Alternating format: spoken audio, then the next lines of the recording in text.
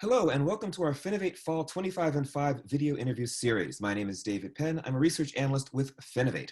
Joining me today is Karen Kashiap. He is the co-founder and CEO of Posh Technologies. Karen, thanks for joining us today. Yeah, thanks so much for having me. Great. So Posh Technologies is one of the companies that's going to be demonstrating its technology at FinovateFall in September in New York. We're very happy to have them with us. I thought maybe by way of getting started, you could just tell us a little bit about the company. We'll talk a little bit more about it here in our brief conversation. But I thought for those who are new to Posh Technologies, a little table setter might be nice. Yeah, sure thing. So Posh is a conversational AI company that was actually formed out of the research lab at MIT back in 2018. So we're about 3 years old, pushing about 40 employees today in Boston, which is this background that I have here. And we work with banks and credit unions to help automate routine inquiries 24/7, engage customers through enhanced AI interactions, and also generating leads and generating revenue. Fantastic. And again, folks are going to get to learn a lot more about Posh Technologies at FinovateFall, and we'll talk a little bit about the company as well in our conversation today. But first, the 25 and 5. Are you ready to go? Yeah, let's do it. All righty, here we go, starting at the top. What's your favorite meal of the day, breakfast, lunch, or dinner? Oh, I like dinner. Dinner, all righty. Your favorite season of the year? Probably spring. Spring is a good one. Yeah. Your favorite sport or recreational activity, either to play or to watch? Probably watching is NBA, but playing is golf. Golf, there you go. All righty. Your favorite vacation spot or getaway? Ooh, I really love going to the Cape in Massachusetts. So nice time to get away on weekends and things like that. Oh, very cool. Let's see, it's time to relax. Are you more likely to read a book or listen to music? Oh, music for sure. Okay. Do you own a smartwatch? I do, but it's broken. I got to get that fixed. Okay. Let's see. How about a robo-advisor when you're doing your own personal investing? No, it's just my own picking right now. Yeah, there you go. Mhm. What's your favorite mode of public transportation? I really like trains, so I'll have to say the train. Yeah, trains are hard to beat. Yeah. Let's see. Do you own more in digital assets like Bitcoin or more in physical assets like gold and silver? Oh, digital, definitely. Digital. Mhm. Alrighty. Without naming names, what does your current bank do right? So I actually know my current bank CEO, so I'd say like that's really cool. I don't know how many people can actually say that. So I have good relationships with a lot of the leadership at the bank that I use. I use a credit union, Mhm. but it's cool, and they're actually super friendly and always willing to chat. All right. Well, at the risk of putting you on the wrong foot with them, what are some of the things that your current bank or your current credit union rather could do better?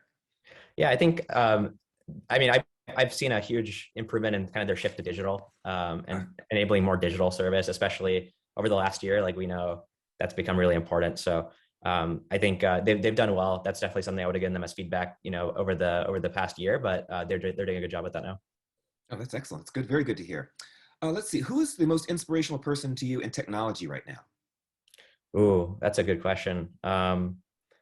I'd say like there's probably a handful of people that I really kind of admire for different Mhm. reasons. I love just Elon Musk. Just let's go change the world dramatically. That's really Sure. difficult to hate on, right? That kind of aspiration. I thought it was really inspiring to kind of see what OpenAI and that Mhm. organization has done, trying to build a nonprofit, but really focusing on making AI do good. That's really inspiring as well. Mhm. So I'd say those are kind of really inspiring technology leaders for me. Oh, excellent. What's the best city for technology startups that nobody knows about? I would actually say Boston's like a hidden gem, to be honest. Like there's actually a lot of tech companies in Boston, but I find it surprising that there's not more in Boston, Mhm. honestly, because you have some of the best, universities here, some of the top, companies that you can actually hire people from. So it's an amazing place to Mhm. hire people, and it's just really nice as a location. So I think Boston's actually a little bit of a gem, even compared to places like New York or Silicon Valley. But my sister goes to school in Austin, and Austin's kind of booming now. So I think Mhm. Austin has a ton of room to keep growing, and I'd say those are probably pretty two high up cities for me that are maybe not as well known as like New York or SF is. Absolutely. Very, very good pick. What would you say is your most unpopular or controversial technology opinion? Hmm. So I guess it's controversial in the sense that I think it's a little bit contrarian, Mhm.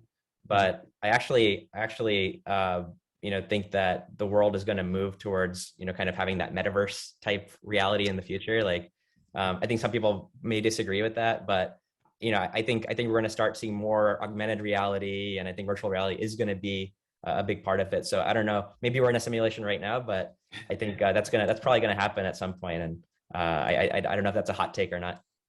Yeah, it's definitely sort of a sneaky one. I think that might surprise some people in a few years that what happens on that front.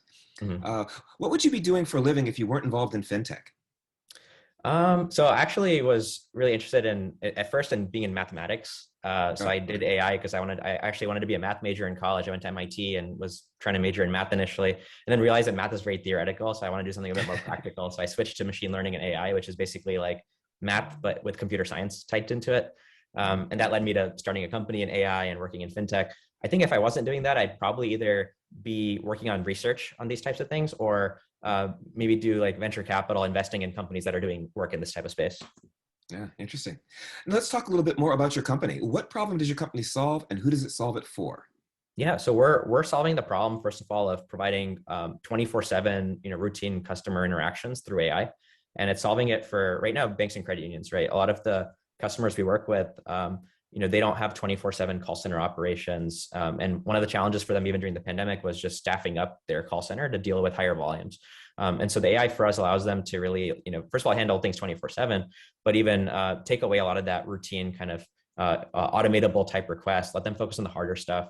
And even as an organization grows, it's less pressure to have to keep hiring and training because you can rely on the AI to help you scale. Yeah, great point. What would you say is the most unique aspect about your company's technology? Yeah, so we started the company because we actually had some technology that we developed at MIT that we wanted to commercialize. So I'd say that's pretty unique. Ah, We filed a patent for it, way back in 2018, and that's why we even started the business. So I'd say the unique aspect is that there's some pretty cool and very difficult AI technology under the hood that actually came from MIT. oh, very interesting. Let's talk about the human side of the equation. What would you say is the most important thing about building a strong team? Yeah, I think one thing that we've been really fortunate to benefit from is that quality breeds quality and quality gets quality. So, Mm, I think one of the best assets of Posh is just the people that we've been able to hire, and the people that we're continuing to hire are also like just really amazing researchers and really amazing engineers. Because I think we did a really good job of building a founding team of just good people. So, for us, it was myself and my co-founder who were both actually in the same graduate lab together at MIT, and we ended up hiring a lot of our colleagues as our first yeah, employees, and then their network, and it's been super awesome, right? And a lot of the people that we have, I mean, they've come from Amazon Alexa and Nuance and IBM and MIT mm, and Harvard, and it's just been awesome. And I don't think if we had a really good team at the beginning, it would have been hard for us to keep building that great team down the road. yeah, interesting. What would you say is your biggest professional takeaway from 2020, the year we just had? Digital transformation is coming in fast. I think that's people probably said digital transformation for many years, but like I think we literally had the thing that's going to make that table stakes and make that inevitable. And the industry's perception on things like conversational AI and stuff have just dramatically changed because of that. Oh, very much so. Where do you see Posh Technologies in, say, 2 to 3 years? So yeah, I mean, I think there's a ton of room for us to grow in the banking market. We view ourselves as a very verticalized AI company, and we believe that being focused on banking use cases and financial services use cases are going to be very positive for us because it's hard to build AI that's horizontal. If you do AI Mm, that's many industries, you kind of water it down a little bit. So our thesis is that let's focus and do this thing really well. And for us, that just means continuing to invest in building a great product and obviously growing our business, growing our employee base, and continuing that journey. yeah, very interesting. Now let's talk more about some of the personal stuff. Are you a cat person, a dog person, both, or neither? Definitely a dog person. My family had a dog when I was younger. We don't have a dog right now, but yeah, I would lean towards a dog. Okay. If you were a famous artist, would you be more likely to be a novelist, writer, an actor or director, or a singer/musician? I love music, but I can't sing. I don't really play instruments that well, so I'd probably be a novelist. Novelist, nothing wrong with that. What's your favorite holiday of the year? As a kid, I loved Halloween because I ate a lot of candy. Um, Now that's a tough one. I'd say maybe like Thanksgiving because I don't eat candy as much anymore, but I still like to eat. So that's a good excuse. That's a good one. Thanksgiving's a lot of fun. What are you looking forward to most in your personal life this year, here in 2021?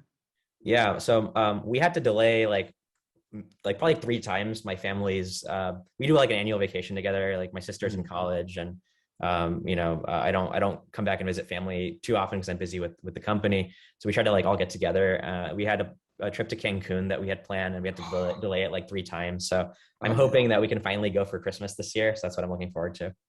Oh, sounds great. And last but not least, what is your favorite thing about being a part of Finovate Fall this year?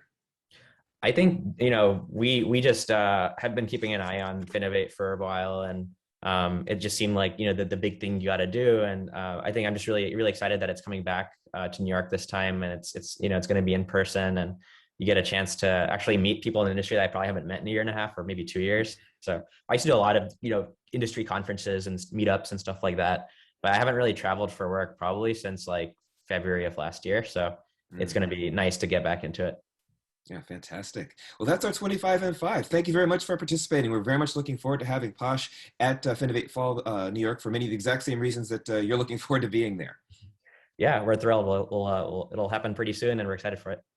Fantastic. So again, thanks for joining us. You can catch Posh Technologies at Finovate Fall in New York in September, as well as check out their demo, network them, get to know a lot more about some of the innovations they're doing, some very, very interesting stuff with some very, very advanced technology. So go ahead, definitely take a look at Posh while you're at Finovate Fall. And thank you again, Karam, for joining us. Yeah, thank you.